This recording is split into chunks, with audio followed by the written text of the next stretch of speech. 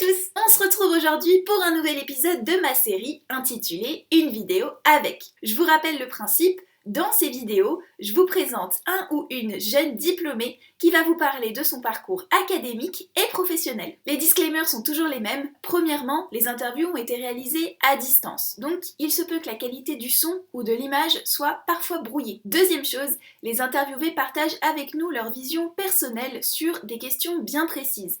Si vous souhaitez approfondir les sujets qui ont été abordés, n'hésitez pas à recueillir d'autres témoignages pour compléter. Aujourd'hui, vous allez faire la connaissance de Claire.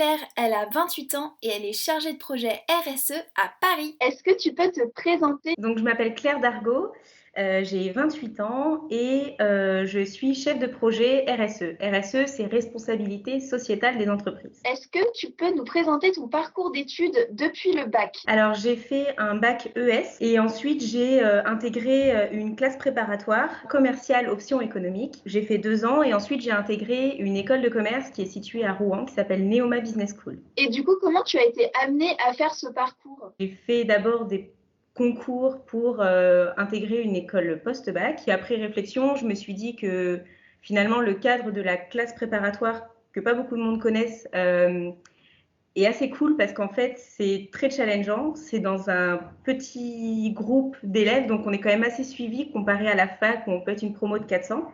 Donc ça convenait bien à ma façon de travailler, d'être suivie, d'être dans un petit groupe, etc.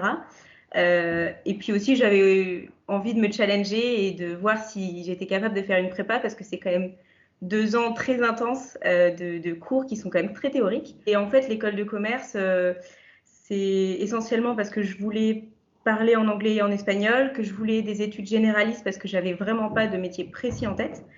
Et j'ai toujours été un peu intéressée par les thématiques de développement durable, donc d'écologie, de solidarité. Et en fait, en école de commerce, comme c'est généraliste, ça nous permet de travailler dans n'importe quelle entreprise. Ça ouvre vraiment beaucoup de débouchés. Et je me suis dit que si je voulais travailler ensuite dans le développement durable, que ce soit dans des entreprises, dans des collectivités ou en association, c'était une façon de faire des études qui était possible. Et du coup, pour le parcours que tu as choisi, donc classe préparatoire et ensuite école de commerce, quels sont les prérequis d'entrée? Est-ce qu'il faut un type de bac particulier, par exemple? Est-ce que c'est sur dossier? Est-ce qu'il faut passer des concours? Alors, en école de commerce, donc il y a les écoles de commerce post-bac et les écoles de commerce post-prépa.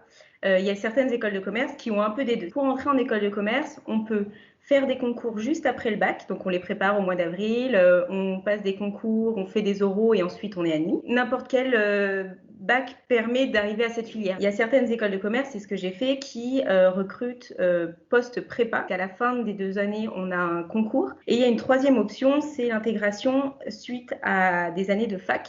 Donc on peut faire 2 à 3 ans de fac, une licence par exemple, et ensuite présenter des concours pour intégrer une école. Et quelles sont les spécialisations qu'on peut choisir en école et laquelle as-tu choisi? Toute école de commerce va avoir une filière de spécialisation finance, compta, RH, marketing et communication, achat et supply chain. C'est des grandes branches. Derrière, il y a plein de métiers qui existent. Et en fait, dans quasiment toutes les écoles de commerce, on a la possibilité, dès la 2e année, de choisir ses cours. C'est-à-dire que la première année, c'est vraiment le tronc commun.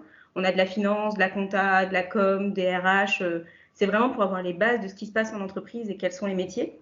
Et ensuite, on va pouvoir choisir nos cours. Ça, c'est la plupart du temps possible dès la 2e voire 3e année. Et moi, en fait, dès la 2e année, j'ai voulu faire que des cours en lien avec le développement durable. Donc, j'ai fait du marketing et développement durable, business ethics. Et du coup, ça fait que j'ai un master qui est hyper généraliste, mais via mes stages et via quelques cours spéciaux que j'ai choisis, j'arrive à avoir une spécialisation RSE. Quels sont les stages que tu as eu à faire pendant ce parcours en école? À Neoma Business School, on fait très rapidement des stages.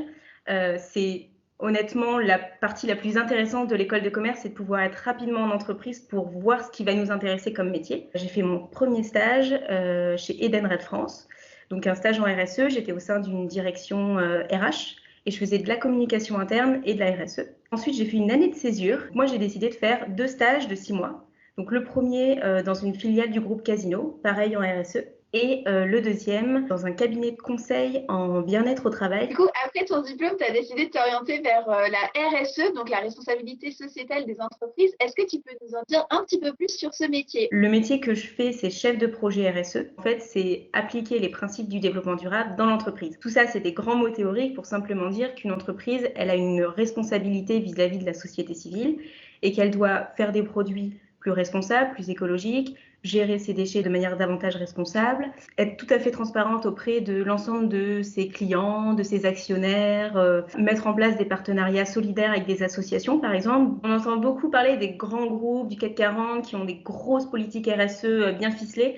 En fait, ça peut concerner vraiment toute entreprise, tout secteur, de l'informatique, du service à la personne. C'est un métier assez rare, mais de plus en plus de jeunes sont intéressés par ce métier parce que c'est un métier qui a du sens, qui répond complètement aux enjeux sociaux, environnementaux dont on entend parler quotidiennement en ce moment. Est-ce que tu peux nous décrire une journée type de ton métier? Dans le quotidien d'un chef de projet RSE, ça va être très dynamique et très transversal. C'est-à-dire qu'en fonction du secteur de l'entreprise et de la direction dans laquelle vous allez être, vos tâches vont être complètement différentes. On peut être chargé de mission RSE dans une équipe communication et rédiger énormément d'articles sur le site internet, sur le journal interne de l'entreprise pour partager les bonnes pratiques de l'entreprise. On peut travailler auprès des achats pour faire du sourcing, donc de la recherche de produits et de fournisseurs plus responsables. On peut travailler au niveau des ressources humaines pour améliorer la qualité de vie au travail. Donc c'est très diversifié et globalement, un chef de projet, s'il est dans une grande entreprise, il va toucher un peu tous ces sujets. Et du coup, quels sont les avantages de ton métier selon toi et les contraintes s'il y en a? Alors, les avantages du métier de chef de projet RSE, c'est qu'on a toujours affaire au sein de nos directions à des gens qui sont passionnés par le développement durable et qui, du coup, pourraient en parler des heures, sont super alertes sur les nouvelles réglementations, l'actualité, des débats un peu du moment. Donc ça, c'est intéressant Enfin, c'est toujours des gens avec qui on a plaisir à travailler et à échanger. C'est un métier très transversal. On va rédiger, on va faire de l'Excel, on va intervenir sur des ateliers pour former des collaborateurs à ce que c'est que le développement durable. Donc en termes de mission, c'est vraiment diversifié et ça nous pousse à être à la fois au bureau, mais aussi parfois sur le terrain. Dans les contraintes, je dirais que souvent ça concerne en effet pour l'instant, mais ça va s'élargir, des grands groupes et du coup ça nécessite d'être en région parisienne. Travailler dans la RSE, ça demande de s'accrocher, d'être déterminé, d'être convaincu par ce sujet parce qu'en face de nous, on va avoir des directeurs financiers ou des gens qui ont une vision très pragmatique d'une entreprise et qui du coup vont penser que la RSE c'est bisounours, c'est pour les optimistes ou ça coûte trop cher. Et donc l'idée c'est de savoir les convaincre, donc ça demande beaucoup d'expérience, mais c'est vrai qu'il ne faut pas se démonter, quoi. Quelles sont les qualités nécessaires selon toi pour faire ce métier? Quand on veut faire le métier de responsable RSE, c'est très important d'avoir une double compétence. Je m'explique.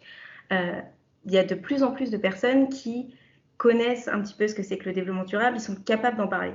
Par contre, d'être capable de faire du développement durable dans n'importe quel métier de l'entreprise, ça c'est hyper difficile. Il faut savoir se mettre à la place de l'acheteur, du communicant, du commercial, pour essayer de le convaincre que la RSE, ça va lui servir au quotidien. Pour ça, c'est intéressant d'avoir fait des stages dans d'autres sujets que la RSE et d'avoir un peu une double compétence. Moi, par exemple, j'ai travaillé en commercial, j'ai travaillé en communication, en RH, en achat responsable, et le fait de savoir un petit peu globalement quelle est leur journée type, ça permet de faciliter les créations de projets avec eux. En complément, il faut être un bon communicant, c'est-à-dire qu'on va vous demander beaucoup de rédiger des communications internes, externes, il va falloir former l'ensemble des équipes, donc de savoir bien rédiger, bien vous exprimer, c'est important. Il faut être bon en gestion de projet, c'est-à-dire que ça ne vous fait pas peur de débuter un projet, mais surtout de le finir de A à Z. Et puis, il faut être curieux de l'ensemble des autres métiers de l'entreprise. Par exemple, une entreprise où c'est dans la création de produits, il va falloir rechercher un peu des infos sur l'éco-conception, la gestion des déchets. Quelles sont les pistes d'évolution de carrière dans ce métier? Vous commencez en stagiaire RSE ou alternant RSE, chargé de mission RSE, chef de projet RSE, responsable RSE, directeur RSE. Et ensuite, vous êtes amené à manager d'autres personnes sous vous. Maintenant, la RSE, comme c'est transversal et comme vous allez avoir potentiellement une double compétence avec de la com, avec des RH, avec des achats, vous pouvez très bien devenir acheteur spécialisé dans les achats responsables ou communicant spécialisé responsable de communication durable. Quels sont tes conseils pour quelqu'un qui souhaite suivre la même voie que toi? En RSE, ça recrute beaucoup par l'alternance, de faire 2 ans ou 1 an dans une même structure pour ensuite être embauché. C'est une vraie voie qui peut vous permettre d'avoir plus facilement un job. Le fait de faire beaucoup de stages, je trouve que c'est vraiment bénéfique pour s'assurer qu'on a vraiment envie de faire ce métier. Le monde de la RSE est quand même relativement restreint. On retrouve souvent les mêmes personnes et du coup, c'est important de continuer à avoir des liens avec vos anciens collègues, etc. Et après, je pense le fait de ne pas trop se mettre la pression à l'idée d'être dans une entreprise où il y a du greenwashing parce que, en fait, quel que soit le type d'entreprise, on va apprendre quelque chose. De faire une entreprise où il y a du greenwashing, on ne se sentira pas forcément à sa place, mais on va se dire, ok, c'est pas ça que je veux. Maintenant, je saurais identifier une entreprise dans laquelle je veux pas travailler. Et du coup, se décomplexer sur le fait que forcément, on n'est pas toujours au bon moment, au bon endroit, c'est pas grave. On va trouver plus prochainement une entreprise qui nous correspond, qui a vraiment des valeurs. Et ça, je pense que c'est intéressant, enfin c'est important parce que quand on est stagiaire, on ne connaît pas encore trop, c'est difficile de savoir si une entreprise est sincère ou pas. Et donc parfois, on peut s'en vouloir d'avoir bossé dans une entreprise qui n'était pas top. Et en fait, faut retenir simplement qu'on a développé des nouvelles compétences et qu'on pourra les utiliser dans une entreprise qui est top. Et du coup, si les étudiants qui ont regardé ta vidéo ont d'autres questions sur ton parcours, est-ce qu'ils peuvent te les poser et si oui, par quels moyens? Vous pouvez complètement me contacter via LinkedIn. J'ai de manière très régulière des étudiants de mon école qui me contactent pour avoir des infos, donc n'hésitez pas. Super, ça marche. Je mettrai ton lien LinkedIn dans la description du coup. Merci beaucoup Claire. Merci pour ta participation. Et voilà, cette vidéo est maintenant terminée. J'espère qu'elle vous a plu. N'hésitez pas à me poser toutes vos questions en commentaire. On se revoit très vite et en attendant, gardez le cap!